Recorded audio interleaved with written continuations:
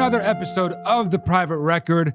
We got a banger for you today. It is a medical disaster story. This dude, our guest, Kirby, his name's Kirby. Who in the world is named Kirby besides Kirby Puckett? Only one guy, apparently. And it's our guest on this episode. That alone is reason to watch or listen. But yeah, Kirby had at first it was a medical mystery, and then it was a medical disaster, and then he just straight up almost died numerous times. All of this during COVID, which as anyone who was around during that period knows, that was the worst time to get sick, to break a bone, to have any reason to go to the hospital. But Kirby had a very, very good reason to go to the hospital. I'll let him get into the details, but basically his stomach exploded like he was in the movie Alien. And that's not literally what happened, but it's basically what happened.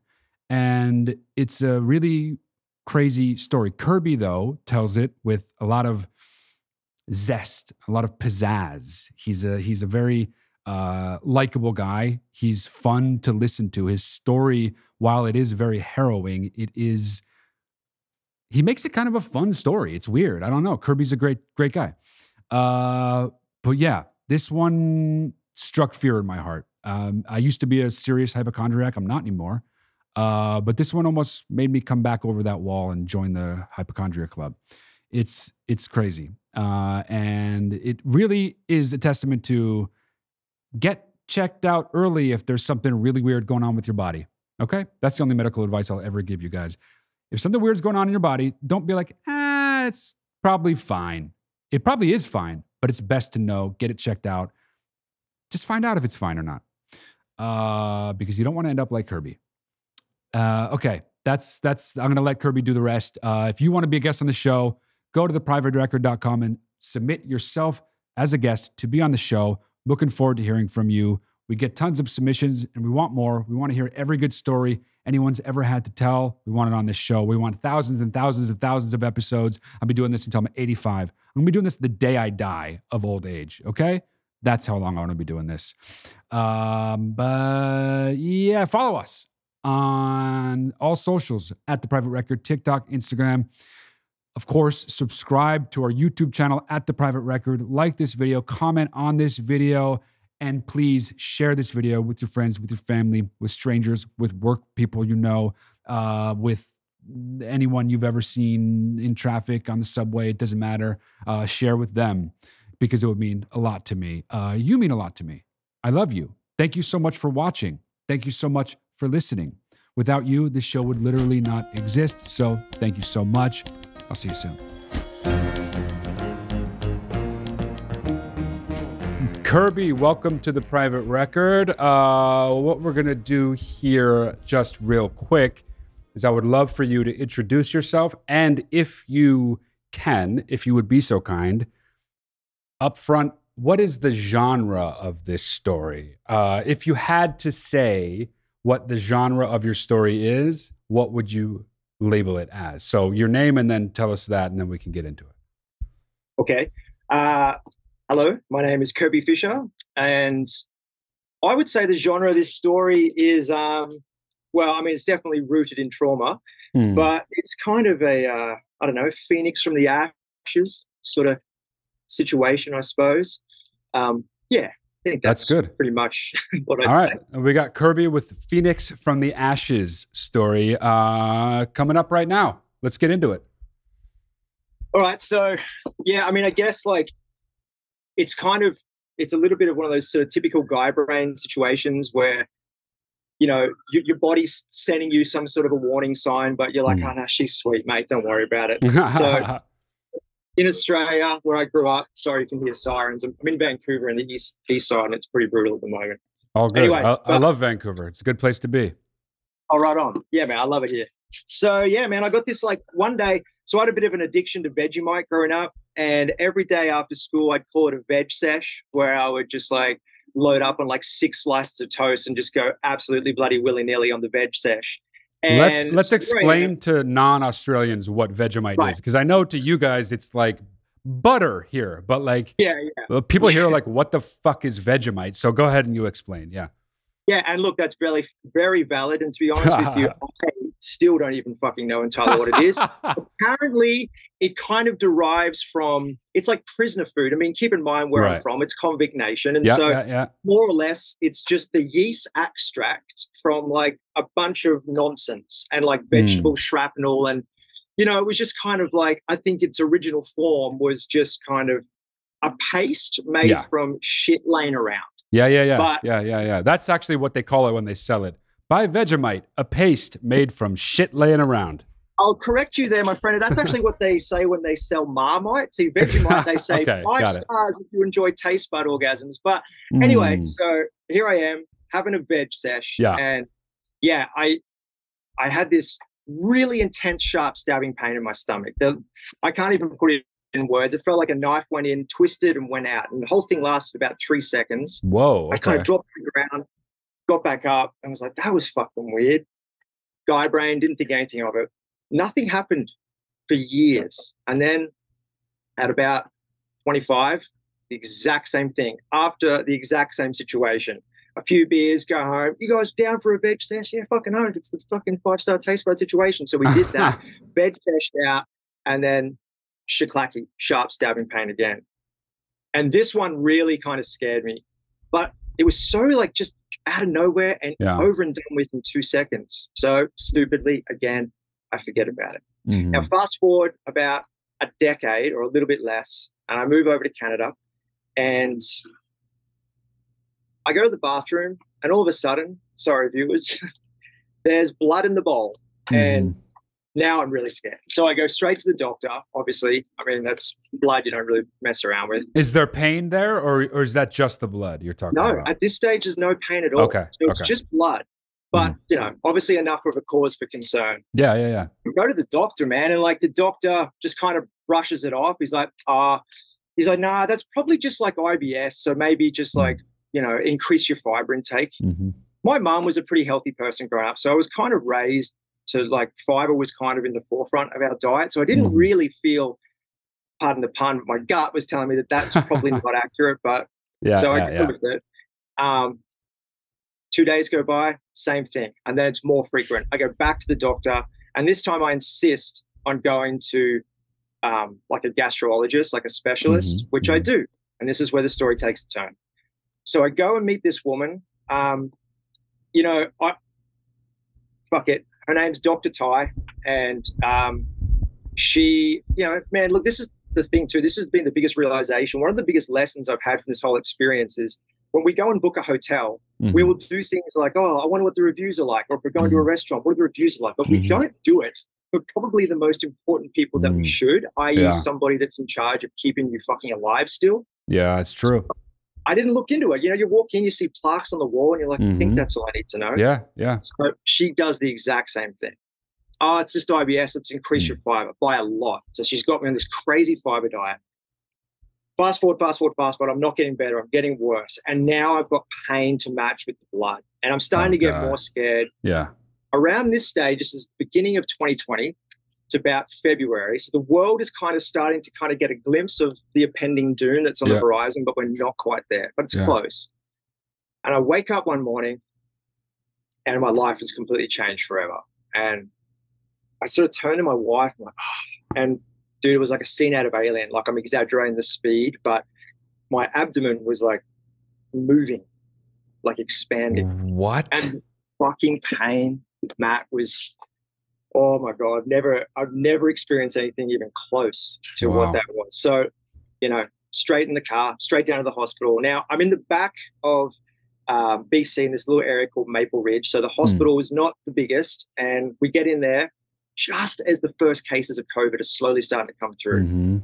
And, you know, we're all scared at this point too. I mean, it's not like COVID now where we're kind of a bit blasé to it, but at the time it was so scary. No, I remember nobody knew what it was, how sick it got you, if it meant you were going to die. Nobody was talking about comorbidities and shit like that. It was just like, if you get it, you might die. And it was like the movie Outbreak. You're just like, what the fuck's going on? Yeah. Dude, like, you fucking go online and you'll see some news report from Beijing with a bunch of guys in hazmat suits just dropping dead. That's all I fucking knew. Yeah. So anyway, so here we are at the hospital. I get rushed in. I have an emergency like CT scan, And finally, after all this time, I have my first diagnosis. And so the doctor was like pretty like, whoa. And he's like, man, what you're suffering from is a flare up from a condition called ulcerative colitis. And it's a really aggressive one. So for those that don't know, ulcerative colitis is kind of in the Crohn's family. It's just a digestive issue in the large intestine.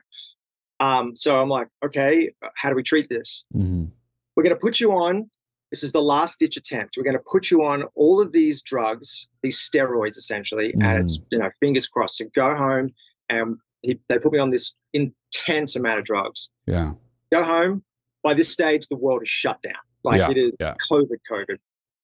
And I'm taking all these drugs that are turning off my immune system. So now I'm even more scared, because basically, in a nutshell, what's happening in my large intestine is a bunch of overactive, things with machine guns that are shooting the good bacteria and the bad bacteria. So these drugs are essentially turning that off to give my body a fighting chance to heal itself. But when you're dealing with a world pandemic where you've got this disease where you absolutely should, have your immune system to fight it, if God forbid you would get it. So it was really scary.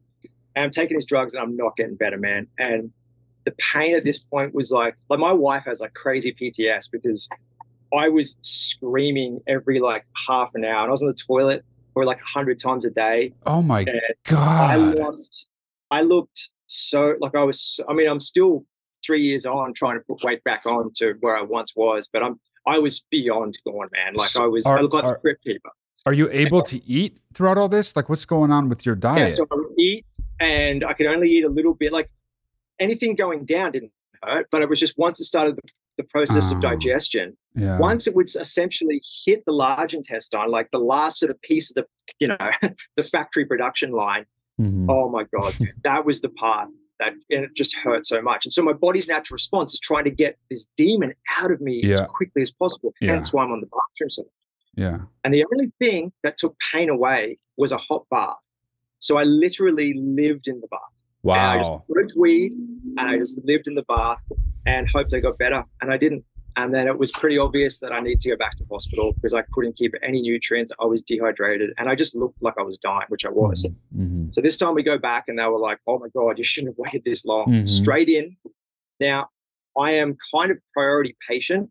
Everybody in my ward was literally dying of COVID. Yeah. And it was really scary. And all my family are back in Australia. So aside from my wife, so they were terrified. No one could fly over and see me because of all the government, red tape you would have to have in order to have the papers to come over. And I remember the nurse coming up to me and saying, from time to time, protocol at the hospital is we are now checking all the patients for the COVID signs, temperature spikes, so on and so forth. So throughout your course of your staying here, you're going to be woken up and blah, blah. I'm fucking high at this point. What do they have you on? What do they have you on? Just so morphine, or like the one where you sort of like hit. Yeah, you got I was in a lot you of got pain. the good stuff. You're on actual good stuff. Okay, good, yeah. And so in a sense, it was I don't know. I mean, the silver lining there was it was kind of fun. I was up with the dragons most of the time anyway. Yeah. But one night, I get woken up and I'd forgotten about that conversation. And I've got these 4 other beds with old people just like coughing COVID air all over. Yeah. And because it's a small hospital, they can't really prioritize me in some boy in the bubble situation. Yeah. So I get woken up, and it's these 2 nurses, and they're in these hazmat suits. And it's protocol, as I've mentioned, for them to check your temperature. Now, apparently behind the scenes, my doctor had told the nurses, hey, just so you know, patient over here, part of his condition is he's going to have these crazy temperature spikes. So don't be alarmed. It's nothing to do with COVID. He has no other symptoms. They either forgot that note or were so scared because of the pandemic. Yeah. So the first incarnation of those nasal swab things, the first one, apparently they didn't have much give. So they were essentially like little mini chopsticks. Oh boy, yeah, okay, yeah.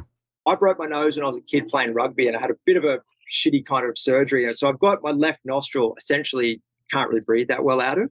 Yeah, that's the same with me on my right. I broke my nose when I was like 11 or 12, and it's been fucked up ever since, yeah. So I forgot about that in my morphine state. And they're like, oh, which nostril would you like us to swab you? Oh, boy. oh, this one. Dude, they fucking shaklacky, and I hear this pop up, and it like went through cartilage that had just like formed over the years of just having, you know, your body's, I don't know, scar tissue reforming. This blood goes, shh. Two nurses look at each other like, what the fuck? We've never seen this happen. They freaked out. I'm high as a kite. I'm like, oh, this is hilarious. Yeah. So 2 hours go by, rapid testing, and they're like, Mr. Fisher, we're so sorry, but we're going to have to move you to the COVID ward. You actually are having a temperature spike. So now I'm starting to kind of come to, and the little button thing that I would normally use to be up there with the dragons to pretend that life's awesome is kind of wearing off. And the reality of it, put into a no. Pandemic, fast fucking COVID breath every bloody 2 seconds. And they're wheeling me down and they're like, don't worry, we're going to look after you. I go into this elevator, and man, it was like a scene out of a horror movie. The doors open up. And because, again, small hospital, they've kind of made like a makeshift COVID ward. Yeah. Where there's like police tape kind of like this way with do not enter COVID and this way is fine. So that's the first thing I see. Knowing that my immune system essentially is gone. Yeah. And I'm like, okay. So they wheel me into this room. They're like, actually, this is actually going to be better for you because there's nobody else in here and you're going to have this whole room to yourself. So I go, all right, cool. So I go into the room. Dude, there's 4 beds, and the last bed looks like someone had just died in it. Like the corner of the room, like beds fucking for sure not made. And then there's my bed that I'm meant to get into. So I'm just in my head like, oh, cool, I'm in a COVID spaceship. Someone for sure definitely passed away. Yeah. But, you know, what can I do? And also, too, nothing. like, you can't do anything in that situation. Yeah. Not a thing. And so at this point, I'm kind of just like, all right, this is what it is. I just kind of got to ride this out. So the test that they did was just enough to see if you were potentially in the like risk area of maybe having COVID. But at this stage, those first tests was still going to take 3 days to get an actual definitive answer. Oh, so wow. I'm this boy in the bubble, literal fucking coffin of death waiting. The first night, I make it through, and to cope, I like turn my room into kind of like the room Olympics for fun. So I was like, okay, well now, ladies and gentlemen, welcome. Now I'm going to hop over this sweatshirt. And this is what I did all day long, just to stop myself going insane. Did you get the happy pushback? No, I didn't get that back at there because it was one of these things where I don't think anybody really thought I was going to be there for too long. Okay. But more patients, more COVID patients, and people literally dying, kept coming in. And I'm hearing that at the night. I'm hearing like people like have these really wheezy kind of whooping cough situations, and then it would stop, and you're like, oh, that person's dead. Like it was just, you would miss for sure. Yeah. So one night, this is where the story takes a crazy turn. One night of the 3, the second night, make it through the first one. The second one, I go to get back into my bed after just going to the bathroom. That was one saving grace too. I did have my own private bathroom, so that was nice. But I'm also walking so frail, like I'm just like barely getting in and out of bed. So I go to the bathroom and I come back, and as I go to sort of put myself, put my weight onto my arm to put myself back into bed, I hear this like, again, pop, pop, pop. And this time I had this sharp stabbing pain, this crazy, like, it was the weirdest pain in my right shoulder. What the fuck? I fall to the ground. Yeah, dude, exactly. I have no idea what's going on. I have a little bit of painkillers in me, but not enough. I'm hitting the call button. Again, it's like 2 o'clock in the morning. It's taking forever for somebody to actually come. Eventually a nurse does come. Oh my God, she helps you back up. She's like, what happened? I explain the sound, explain the pain. Her fucking eyeballs kind of went just massive. She was like, oh no, like she knew something that I didn't. And she comes and gets a wheelchair, chucks me in the wheelchair, rushes me down, mask on, gloves, all this shit, straight in, like past all these other people that were lined up for CAT scans, straight in. And my large intestine had fucking exploded, and I was septic and I was dying. How the fuck did she know from the shoulder though? Like what the hell is that? Because it's fucking rare, but apparently sometimes like the air that's inside of you as it escapes kind of has to go somewhere. But I think it was more the sound was the thing that triggered her to know, oh shit, Like it was literally Oh, large intestine exploding. Like the pop, pop, pop was it like just falling to pieces. so you knew it was So coming from down here, the sound. You like located the I didn't sound. know. I Oh, honestly okay. had no Okay. idea. It was this weird thing. It was like this kind of like, it's hard to say, like, oh, I heard it inside my body, but Right, right. don't really know. But Yeah, I did okay. hear pops. So I get the CAT scan and I still don't know. They haven't told me anything. I only now know Oh, in hindsight looking back, but I don't know what's going on. So right. then I'm getting wheeled like super fast. So I know something's fucked. I get wheeled into this into like a surgery room, surrounded like the Simpsons, man. Like there's all these like doctors just like looking at me. I'm fucking scared. I have Yeah. no idea. No one's telling me anything. And I have this anesthesiologist who, man, like, talk about, again, pardon the pun, not listening to your gut. There was something off with him. Like, he just lacked confidence. And it's something that I think that if you're going to be in that area, you should for sure have fucking confidence, guy. I mean, even if you don't, if you're an anesthesiologist, you need to pretend you do. You know what I mean? Like that is a job that you can't be like, oh, okay, I think this is gonna be. Let's try it here. Like that's not what anesthesiologists should be doing. You know? And Yeah. that was quite literally his demeanor. So I was like, I'm pretty like, dude, he was like a fucking David Brent character or something. Like he was like, oh, and he was just Right. like doing these like weird jokes. I'm like, starting to feel nervous about this guy, but I don't know. I didn't want to hurt anyone's feelings or something. It was stupid. But anyway, so he's putting the epidural thing in my back, and I can hear him like fucking muttering to himself.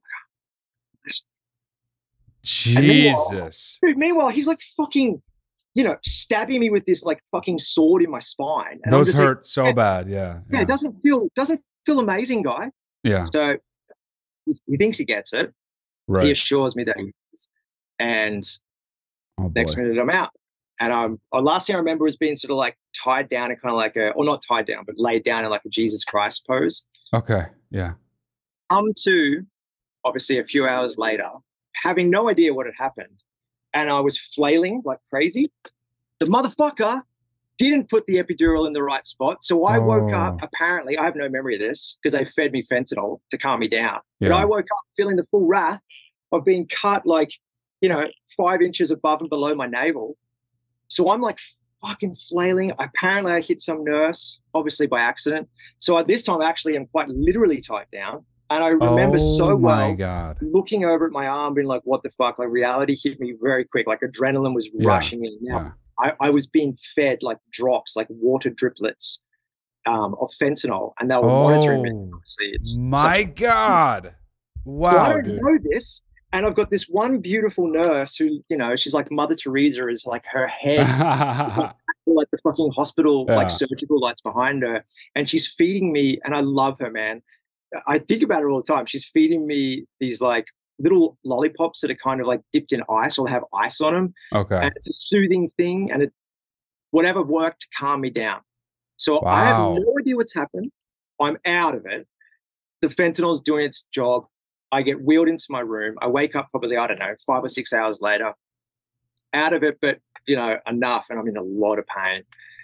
And I fucking, what the fuck? And I like pull the sheet back, and I've got a shit bag, essentially a colostomy bag, duct taped, strapped to my fucking belly. I'm 39, about to turn 40. This is 3 years ago. So wait a second though. You didn't know what they were going to do to you? Like you didn't know what was wrong? Idea. Nobody explained anything? In hindsight, they may have done, but I was just on so many, I was so out of it. And I was so focused on COVID then too. Like that was taking up all my bandwidth. I was so scared of that. Oh man. And they may have done in their defense, because it's pretty cruel to just march somebody in and cut them off. It's not unheard of, but yeah, it is cruel. Yeah, I'm sure it isn't, but I don't have any memory of them telling me. So I like saw that and got pretty upset, obviously, because it's just like your whole confidence as a young guy or youngish guy just disappears. Yeah. I didn't know if it was going to be with me forever or whatever. And this is just the initial feeling. Mm-hmm. So what happened was, to wrap this bit up, they had removed my large intestine and had to because obviously it's fucked, just some demon, they throw that in the trash. And then they literally air blow dry you out because there's you're Oh my septic. God. And like I'm like leaking gross shit all through my organs. Everything's shutting down. So they saved my You life. got poison inside your body, right? That's what sepsis is, right? Yeah, yeah. I had like a 30% chance of survival. Oh, And like this is all stuff I find out after the fact. right. And then and so I now have to live with this new situation. I'm in hospital for like 5 weeks. Oh my God. This is day 4 or 5 of me being in hospital that I now woken up to this. So I have a lot to get used to very quick. Not going to get into like everything this entails for the obvious reasons. You can kind of do the math on that. But it was a very heavy blow. Then the next thing was, because I was on all these steroids, it thins the skin and can make healing take a little that bit longer. Again, had no idea. So I had all these staples like up here. I can show the scars afterwards if you want, but I have all these staples up here. And they had to leave them in a little bit longer because of this. But then the skin started kind of growing over the staples. Oh God. And I had this like, she was awesome. I do love her, but her bedside manner was maybe up for having a chat about, because she was, you know, like she's like this like big, beautiful, like African woman that's like, you think this is hard in my country? So she's got that speech. So you can't, that speech is, you know, so. Yeah. And she's also fucking valid. Like, that's fair. Okay, yeah, I can put up with this little bits of pain considering some of the shit you've seen. Right, yeah. But it fucking hurts so bad, man. Like, ripping out all these staples. The last one, she rips it out. And, dude, it's like a scene. It's fucking something. It's like a scene. Sorry. It's like a scene out of Alien. My stomach opens all the way back up again. On the last one? On the last one. Oh my God.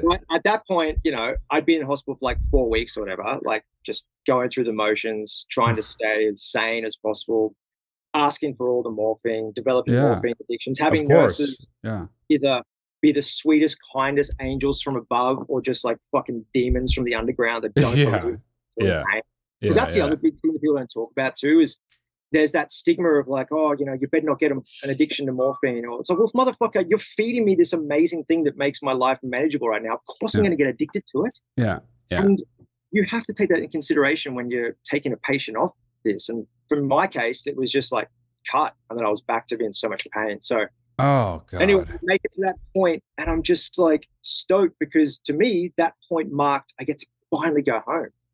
At this point, my mum has got a special circumstances visa from the Australian government, and I didn't know this, but she was at home at my house here in Vancouver, in Maple Ridge, waiting for me. So mum was ready to be in nurse mode. Everyone's ready for me to come back, and then I open up again. And that was probably one of the lowest points. But I also I just started laughing because I'm like, well, fucking, this is like a Monty Python sketch at this point. Like, I was going to say, it's almost, obviously it's not, because it's happening to you and it happened to you and it's real and you're a real person, and that makes it not funny. But in an isolation, it reads like comedy. You know what I mean? Like it plays as a comedy plays. Yeah, it's crazy. 100%. And like, you know, I mean, I think it's one of the easiest ways to help get through something if you're fortunate enough to have a bit of a sense of humor to kind of, you know, quote Monty Python, look on the bright side of life. But so yeah, man. So it opens up, and I just like fucking, oh, of course it is. They put the special vacuum thing on me, which it's basically fast tracks the healing process, and I'm fine. I go home. Okay. Mum but it's COVID. And I can't touch her. And that was really fucking hard, because I'm really close with my family. I hadn't seen her at that point for like 1.5 years too. Yeah. But anyway, I just, something happened. I was like, okay, so what do I have to do now to fucking get better? Because this sucks. And also too, I want to pause to just say, like, there are still people that have, it's called an ostomy, the bag. There's people that live with this still. So I'm not saying that it's not unmanageable. There's a lot of people that still function in society, but it was my initial blow to not knowing that was coming and then seeing it. It's a heavy thing to take for anybody in that moment. My grandmother had, she's passed away now. She passed away in 2001, so a long time ago. But for the last 20 some years of her life, because she had colon cancer, so she needed that. She lived an actually totally normal life. Obviously it was a nuisance, but once she got used to it after years, that was just her life, you know? Yeah. But yeah, I totally get where you're coming from. It's just like all of a sudden, you know, you live in your life, you're 40, you're virile, you're having a good time, and then suddenly you got a bag on you, you know? It's not great. And I also, like, I'm a drummer and like touring.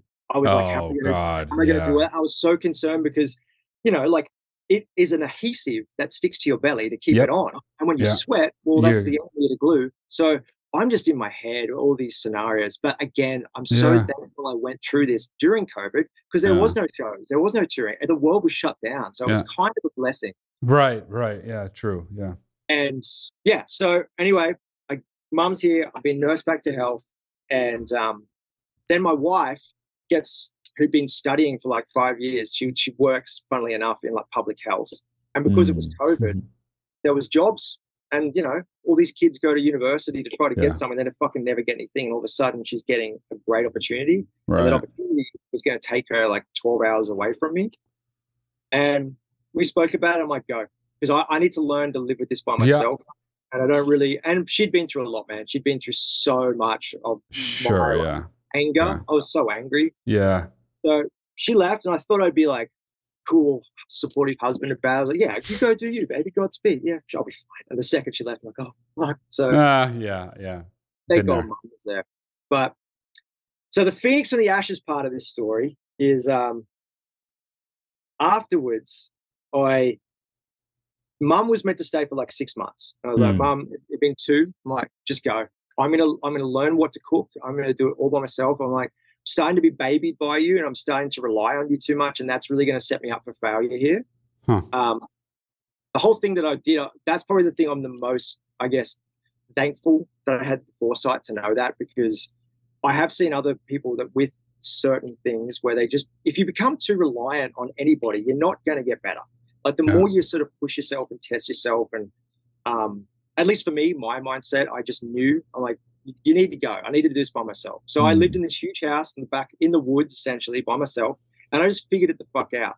I built a studio and started just playing drums again slowly, and it got a bit better, Now this whole time, I have a vintage clothing store, which is what I'm in right now. And so things are starting to open back up again. And I had staff to run, and I was so thankful for it, because it was such a distraction to, like, if you focus on the thing that's fucking your life is fucked. If you just kind of like can just pretend it seems to the universe kind of hands out a little sweet kind of like, you know, gift. So then I'm starting to do these drum things, and I'm just like, what am I going to do?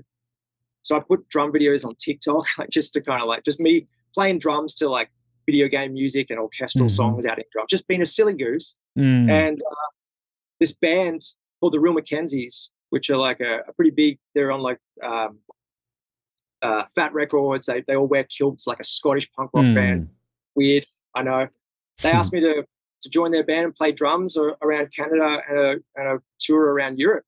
And I was like, fuck, I spoke with my doctor. I'm like, this is maybe pushing it a bit. So the healing journey, I wasn't quite ready for it. But so I did, fuck it, well, let's do it. And I took diet so seriously, worked so seriously. And it's hard because you've got this area now that's missing anything, and any kind of like core exercise, you can get a hernia and you're straight back. It's hard kind of playing a delicate game. But I pulled it off. I toured around Europe. My life is pretty much back to normal. I can't really eat vegetables that are raw, like salads are done, because my body can't break down that rubbish. So essentially you have to like try to have, you know, baby like substance food or texture. Right. But you know, as long as you chew your food well, everything becomes baby food eventually. That's what that is true. Yeah. That's what they always say. You know, that's the age-old expression. You know, if you chew it enough, it always becomes baby food. Yeah, they do say that.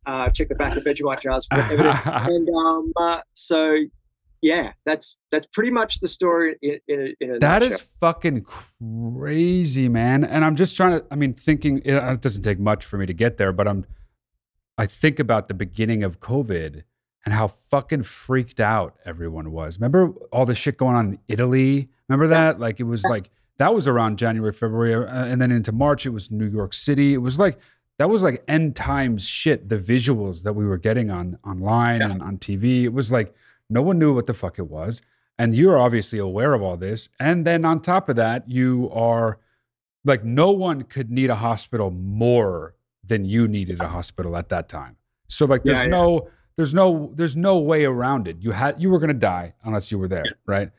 Yeah. And to just be stuck there for weeks on end, then to have this external thing on you that is totally, again, you said people live with it. It's not going to kill you, but it is something that for a younger person to have to, in a flash, immediately have to adjust to that is a huge fucking deal. So what happened with the bag? Like, did you? Are you okay with scars? Like, are you? Nauseous? Yeah. Oh yeah, no. Viewers, if you want to, I can show you because it can kind of. Yeah. If you don't mind, I would love to see. Yeah. I just like pull my dick out now. Oh God. So, this is where I was cut open. Wow. Because of the how it opened back up again. I healed really weird. So on the side, I'm kind of like a McDonald's M. It's really hard to see, but it goes in like it. I see what you're saying. Yeah. Here, sorry to gross everybody out. No, guys, it's not here. gross. This is what my intestine was like hanging out of my body. Wow. Right here. And so that was a year. That was a year and a half.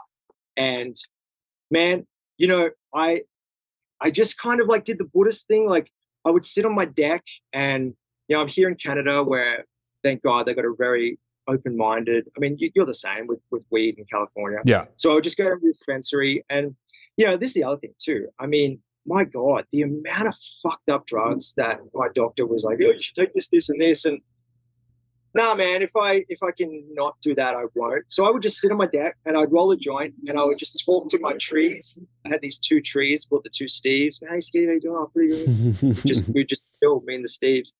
And I would just kind of like learn, and I learned so much about my body in that process and the connection. This is something that was very mind-blowing to me, and it's very, very real. It's not some hippy-dippy bullshit. There's absolutely a connection between gut and mind. And like that saying, listen to your gut, there's 100% truth to that. And that deep-rooted feeling that we have when something's off, if you ignore it, I do think there's punishment coming. I mean, that expression absolutely comes from somewhere. Someone didn't just willy-nilly make that shit up. That is, you feel it. And if you follow it, it'll usually lead you to the right place. I mean, sometimes, obviously, it's not like it has this elaborate way of breaking down problems and seeing through them. So sometimes it's not the best thing to follow your gut. But in situations where it's like fight or flight, generally speaking, that is the thing to listen to. Yeah, you're right. I guess that is the caveat, like for sure. Like those very kind of like, you know, primal instincts that you sort of have for the most part, you pay attention to. So yeah, man, it was definitely a crazy ride. I'm very thankful to have like amazing nurses and, you know, but I have kids. So when this was happening, I had some really sweet people here in Vancouver that in the scene that I've sort of grew up playing in punk rock bands in, and they put together a telethon for me and raised a bunch of money, which was very, very sweet and made me cry for 4,000 years. And that really helped the last part, because that happened when I was in hospital, and it was just like, hey, surprise, motherfucker. And I was like, wow, dude, that's some fucking good people right there. Good for you. It was unbelievable. I'm still in awe of those people. I'm very thankful for it because it very much helped me. But there's a lot of people that the hard thing is for young people that, and like I said, a lot of people are stuck with this, or you know, in your grandmother's case, whether it's a condition after cancer and blah blah blah. The stigma, because it's related to poo. It's such a subject that nobody wants to bring up, and it's gross. And person that's going through that, of course, they fucking know that too, motherfucker. I know. And of people that were so. I think that was one thing that I was like, wow, like the complete ignorance to not take a moment to think about how your fucking comment here could make me feel. Like, but I just started getting the courage to sort of go out into public again. And I was always very cautious in those early days of the wind blowing, like during summer, because obviously it looks like I've got a gridiron. Right, it tightens up your, So a lot of very loose Nirvana shirts during that period. The 90s is in, but you know, this wind blew against, and this girl who was sort of like coming with me, she's like, oh, gross, you see that guy's belly? And it's just like, Wow. you know, that's what shitty people do. They say Yeah. shitty things, but Yeah. just that I'd never been in a situation where I was on the receiving end of Yeah. that level Right. of Yeah. fucking dumb and ignorance. And so that was like, and I thought I'm strong enough to that to just kind of, you know, sting a little bit, but go off my back. But some little kid, some 13-year-old dude going like that. So I did a Yeah. podcast telling this story because a lot of my friends wanted to know the story, and I was sick of telling it over and over Yeah. again. Yeah. I don't mind now, but at the time, it was everybody wanted to know. So I just really for my friends and family, I just put it on Spotify, and it kind of got a little bit of traction. Somebody shared it on a Facebook group for people that have this. I had parents reach out to me wanting to talk to their kids, and that was really sweet. And so I'm always happy to do that too. If anybody's watching and they've got somebody going through it or they're going through it, because a lot of people that have either Crohn's or ulcerative colitis, and this surgery is scheduled. It's going to happen at some point. It's for a lot of people, it's and it does, if it does take and you reconnect the pipes and essentially the intestine that was hanging out of my body is now my asshole. So that's good. If that all kind of works and heals well, like I said, your life more or less goes back to normal. But for a lot of people, it's a real roll of the dice. So yeah, if anyone, just, you know, you can hit me up.